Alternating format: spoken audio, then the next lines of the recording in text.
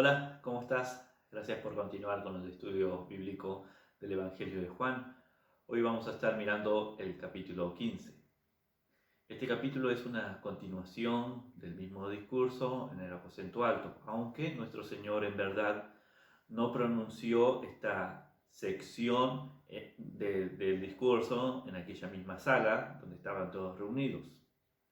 Y esta suposición se basa en las últimas palabras en el capítulo 14, cuando Él dijo: levantaos, vámonos de aquí. Entonces se cree que lo que dijo en el capítulo 15, 16 y 17 no fue en el aposento alto, sino yendo a Getsemaní. Capítulo 17 fue en Getsemaní.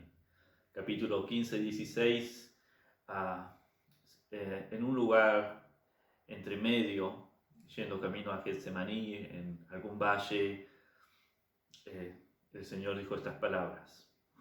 Muchos expositores de la Biblia han creído que el Señor Jesucristo pronunció las palabras del capítulo 15, en un discurso en el valle de Cedrón o en la ladera del Monte de los Olivos, porque sabemos que en aquel entonces había viñas en aquel sector que cubrían ese valle, y bien pudo haber expresado aquellas palabras mientras estaban cruzando los viñedos con sus discípulos, y seguramente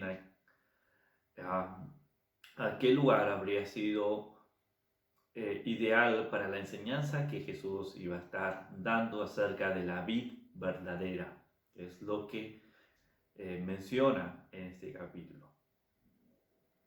La vid verdadera. La vid, aquella planta que como fruto tiene la uva, era símbolo de la nación de Israel. Israel es comparada con una vid en la Biblia, una viña. Y hay varias citas bíblicas que se mencionan.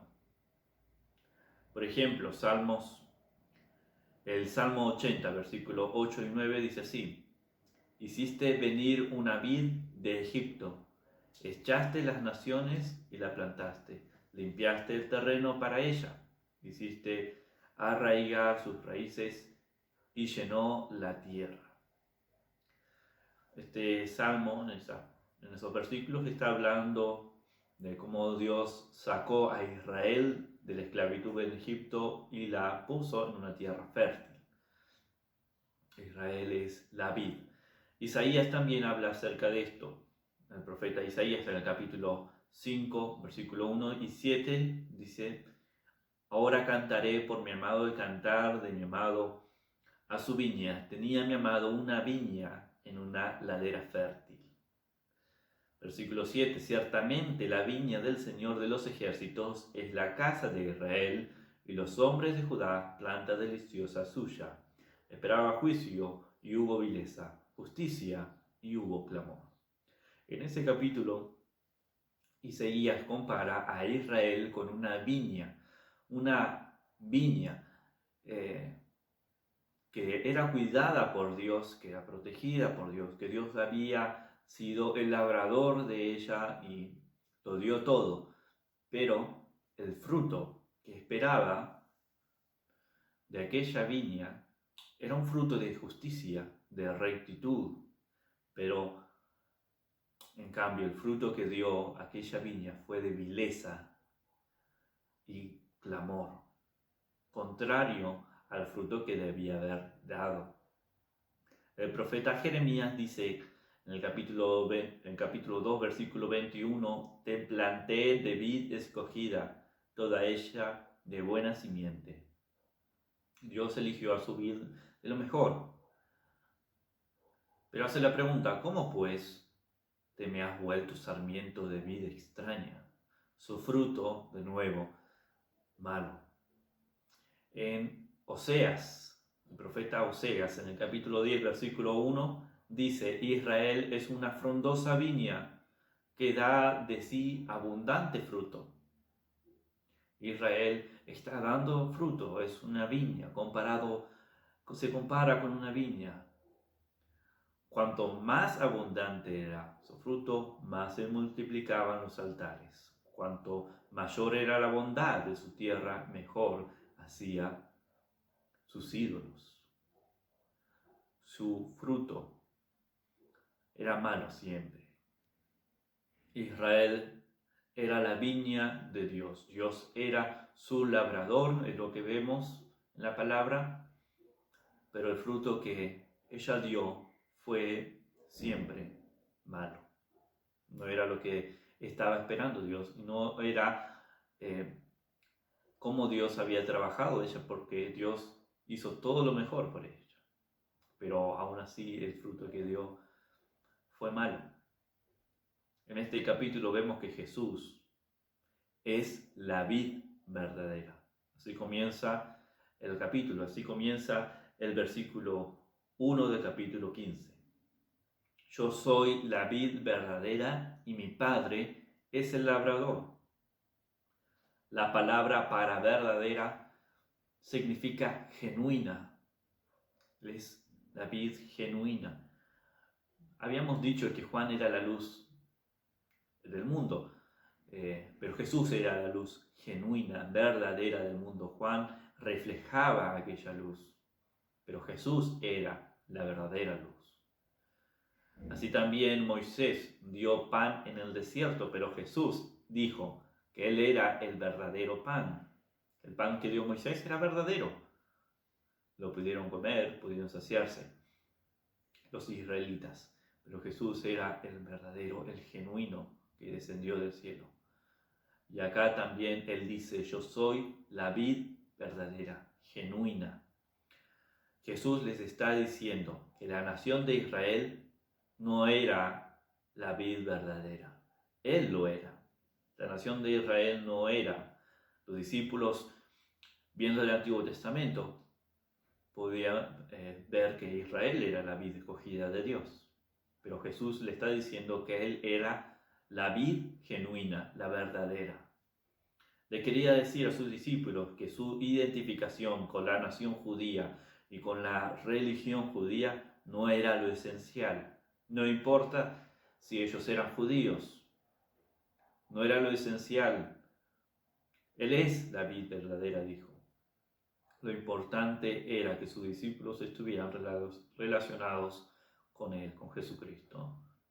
Nuestro Señor usó aquí una metáfora y expresó con toda claridad que la identificación con una religión, ceremonia o organización no lo era, no es lo más importante. Lo importante para cada uno de nosotros, para ti, para mí, es estar identificados con Cristo, es estar unidos a Él.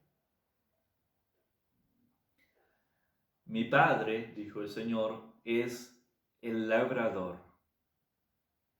Esta también fue una de aquellas palabras y declaraciones muy importantes. En los pasajes del Antiguo Testamento, en las parábolas, Dios era el dueño de la vid, el labrador de la vid, el que cuida de ella. Hablando siempre de Israel, pero aquí Jesús dice que Él es la vid verdadera y Dios es el labrador, el que cuida de Él. Los pámpanos o pequeñas ramas que están unidos a aquella vid son los creyentes, somos los creyentes, somos los pámpanos que debemos estar, que necesitamos estar, es necesario, unidos a Él. Los pámpanos, aquella pequeña rama, es la rama final por la cual luego da aquel fruto, la uva. Aquella pequeña rama es el creyente que está unido a la planta, a la vid, a Cristo. Y necesariamente tiene que estar unido a Él para poder dar el fruto, para poder llevar fruto. Hay algunas palabras o frases que son muy importantes y debemos notar. La primera, en el versículo 2, dice, todo pámpano que en mí no lleva fruto, lo quitará, y todo aquel que lleva fruto, lo limpiará para que lleve más fruto. Jesús dijo, en mí, todo pámpano en mí, que en mí. Es decir, en Cristo. Esto es lo que significa ser salvo. Algo vimos la semana pasada, en el estudio pasado, de estar identificados con Cristo, de estar con Él. Hay dos grupos de personas en este mundo. Los que están unidos en Cristo y aquellos que no lo están. Los que están en Cristo, en mí, dijo Jesús, y aquellos que no están. Uno llega a ser o a estar unidos con Cristo por medio del nuevo nacimiento, como vimos también en Juan capítulo 3. Cuando uno confía en Jesús como el Salvador personal, se convierte en un hijo de Dios por la fe y es unido a Cristo, que el Espíritu Santo mora en nosotros, en los creyentes. Esta unión se expresa aquí con la frase, todo pámpano en mí, creyente en mí. Este pasaje fue dirigido a creyentes. Jesús no está hablando acá sobre cómo una persona puede ser salva. La verdad es que este pasaje no habla de la salvación, está hablando a creyentes y está hablando acerca de llevar fruto. Y esta es la próxima palabra que se destaca en el capítulo, la palabra fruto.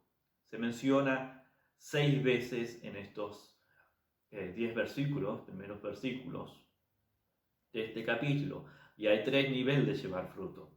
Se menciona fruto, más fruto y luego mucho fruto. 3 veces, y es así como el creyente va a hacer. Va a llevar fruto o va a llevar más fruto, mucho fruto.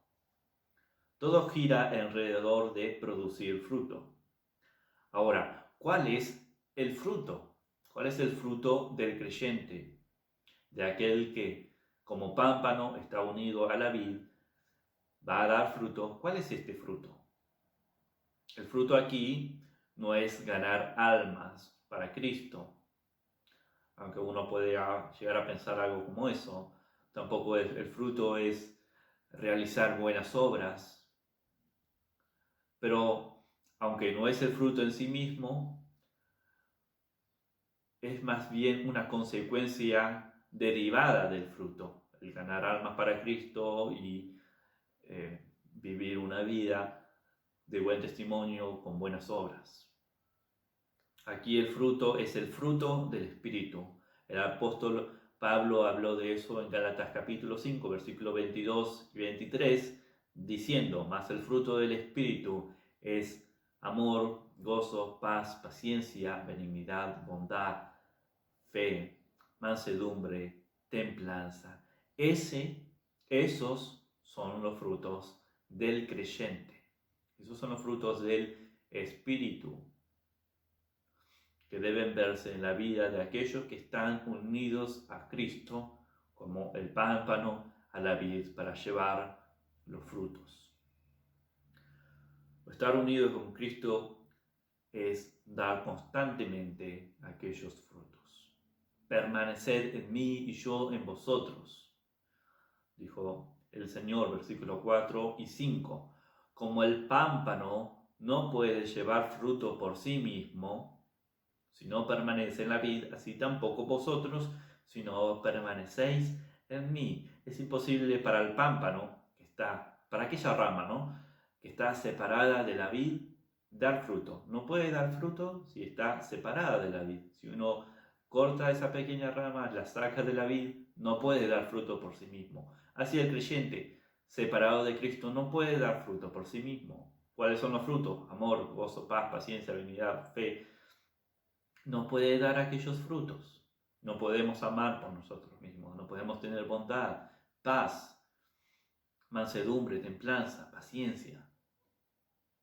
No podemos dar aquellos frutos, pero solamente en Cristo sí lo podemos hacer. Separado de mí nada podéis hacer. Yo soy la vid, vosotros los pámpanos, dijo Jesús. El que permanece en mí y yo en él, éste lleva mucho fruto, porque separado de mí nada podéis hacer. No podemos hacer nada separado de Cristo. Debemos permanecer en Él.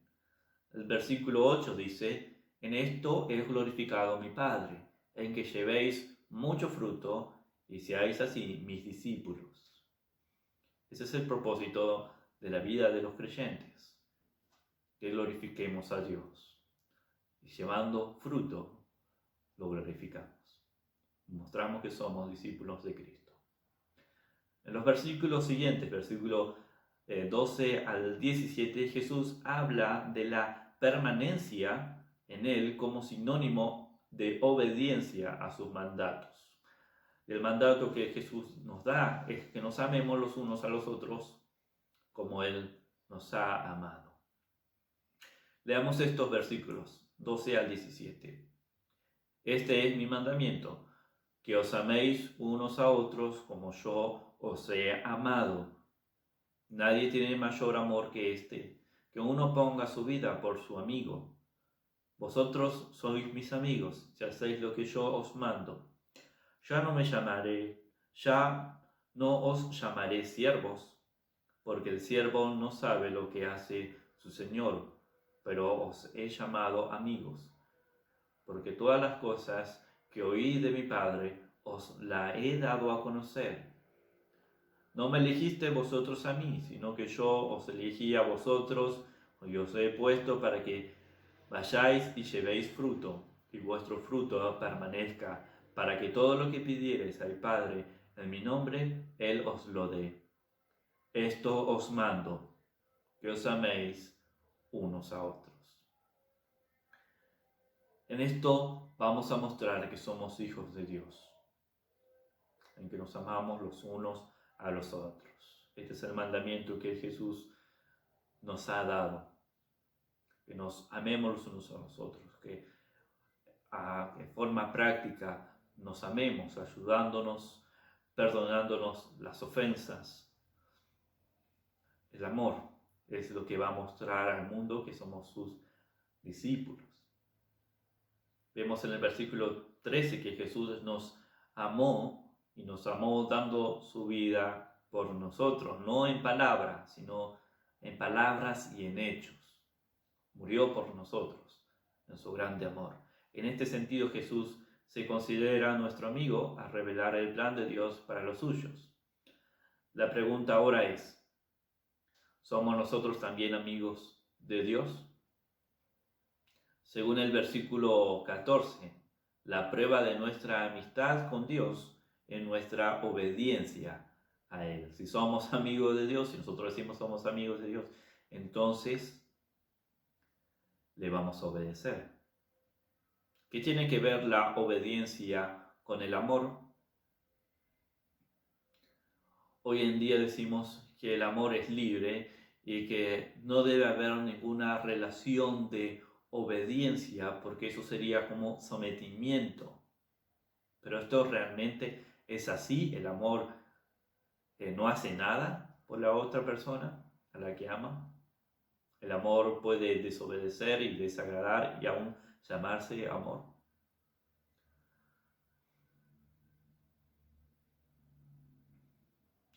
¿No es acaso el amor un sometimiento voluntario de nosotros mismos hacia el deseo y la necesidad del otro? ¿Acaso el que ama no está siempre buscando qué necesita la persona para tratar de dárselo? ¿No busca solo que el ser amado esté feliz y satisfecho? El amor actúa de esa manera, sacrificándose, sometiendo, buscando el bien. Entonces, ¿por qué nos extrañaría las palabras de Jesús que nos dice que la prueba de nuestro amor hacia Él es que le obedezcamos? En otras palabras, si amamos a Dios, entonces buscaremos obedecerle. Es eso. Si amamos a Dios realmente, vamos a buscar obedecerle y serle de agradable en nuestros actos. Y no haríamos cosas que no le gusten, porque eso ya no sería amor hacia Él. En el versículo 16 vemos que el amor es una elección. Jesús eligió amarnos. Él eligió amarnos. También vemos el propósito de nuestro llamamiento, que llevemos fruto. Nos salvó, nos llamó para que llevemos fruto. El fruto permanezca y Dios sea glorificado en ello. En conclusión tenemos el versículo 17 que nos dice que nos amemos los unos a los otros. En los próximos versículos 18 al 27 vemos la advertencia de Jesús a sus discípulos que son fieles a Dios, que le aman y obedecen a sus mandamientos, sobre todo a este mandamiento de amarse el uno al otro. Hay una advertencia, versículo 18 al 27. Jesús dice que el resultado es que el mundo los va a odiar. El odio del mundo hacia los creyentes, no hacia cualquiera que se proclame creyente, sino al genuino, verdadero, que ama a Dios y ama al prójimo. Porque en eso imita a Cristo. ¿Por qué el mundo aborrece a los cristianos? Primero, porque aborreció a Cristo y nosotros le pertenecemos a Él. Aborreció a Cristo. Si nosotros nos identificamos con Él, también será el mismo resultado. Jesús lo ha dicho en varias ocasiones. Le sucedió a Él, nos va a suceder a nosotros. También lo vemos eso en 1 Juan 3:13. Segundo, debido a que ya no pertenecemos al mundo, el mundo nos va a odiar. Lo vemos en la oración sacerdotal en el capítulo 17 de Juan, versículo 14, y también en 1 de Juan 4:5. ¿Por qué el mundo aborrece a los cristianos? En tercer lugar, porque el mundo ha rechazado su palabra. Versículo 20 de este capítulo. En cuarto lugar, porque el mundo no conoce al Padre. Capítulo 16 de Juan, versículo 1 al 3. Y en quinto lugar, debido a que Cristo ha expuesto el pecado del mundo, el mundo lo odia. Eso también lo vemos en Juan capítulo 3. Odian la luz porque la luz le muestra su pecado. Y ellos aman las tinieblas y no quieren venir a la luz. Por supuesto, por mundo Jesús quiere decir el sistema entero de la sociedad que se opone a Cristo y al Padre, que está compuesto por gente, obviamente, está compuesto por gente, organizaciones y filosofías que son anticristianas. El mundo tiene por príncipe a Satanás. Juan capítulo 14, versículo 30. En resumen, podemos ver que la primera sección de este capítulo, versículo 1 al 11, el Señor se está refiriendo a la relación de Él con los creyentes. Él es la vid verdadera, nosotros somos los pámpanos. Pertenecemos a Él y daremos fruto, un fruto que es para glorificar a Dios, un fruto que es de amor, de justicia, un fruto que es de paz, de benignidad, de bondad, un fruto del Espíritu. Luego, en el versículo 12 al 17, el enfoque está relacionado del creyente con otros creyentes. Y nos habla de amarse el uno al otro. Y en los versículos 18 al 27, Cristo habla de la relación del creyente, del cristiano, con el mundo. Nos dice que el mundo nos va a odiar. Jesús le está dando estas últimas palabras a sus discípulos y le está advirtiendo.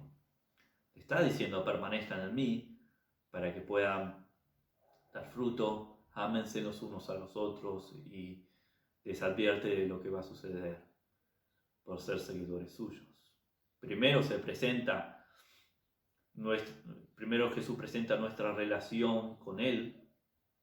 Él es nuestro Salvador.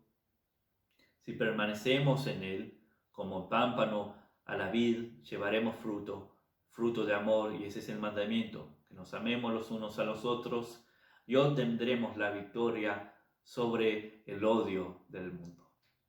Separados de Él, nada podemos hacer. Unidos a Cristo, como el pámpano a la vid, llevaremos el fruto y podremos con Él, solamente con Él.